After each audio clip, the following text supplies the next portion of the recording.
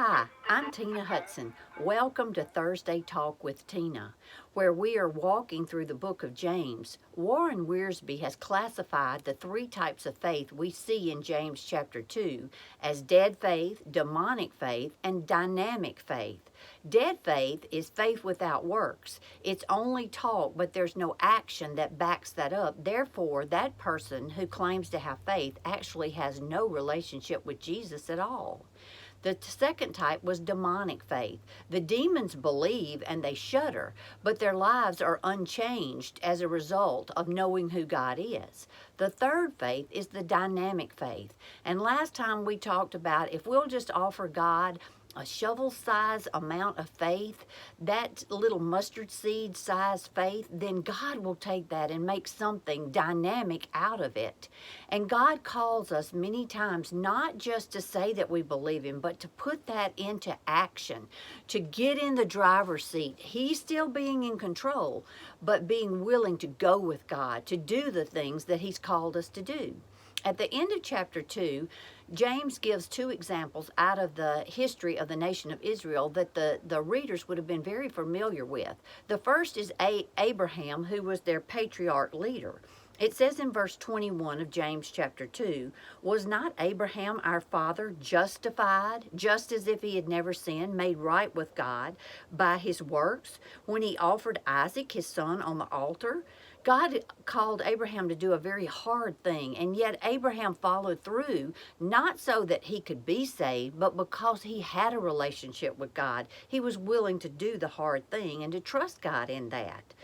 So it says, "Do you see that faith was working together with his works, and by works faith was made perfect," or it was completed. It was shown to be genuine in his life. And the scripture was fulfilled, which says, "Abraham believed God, and it was accounted to him for righteousness."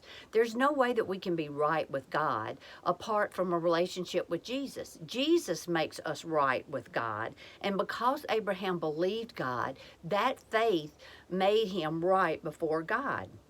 And Abraham was called the friend of God. Jesus says, "You are my friends if you obey me, if you follow my commandments," he said to the disciples. You see then that a man is justified by works and not by faith only. The works that come as a result of faith prove that a person has a dynamic, genuine faith. Then likewise was not Rahab the harlot also justified by works when she received the messengers and sent them out another way? So James goes from the patriarch, the respected leader of the nation of Israel, all the way to a prostitute. And I don't know whether you find yourself more like Abraham or more a sinner like Rahab, but wherever we find ourselves on the sin spectrum, God still has a purpose and a plan for our lives.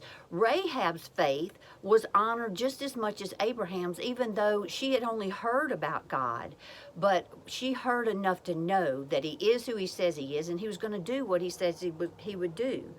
So, for as the body without the spirit is dead, so faith without works is dead also. So James ends the chapter by saying there's a spirit inside of our bodies that makes us alive, and when that spirit is gone, then the body is dead. And so our faith without works is dead as well. So today, do you have a dead faith? Do you have a demonic intellectual type faith? Or are you allowing God to develop a dynamic faith in and through your life? Go today on this faith walk with God and be blessed. Thank you.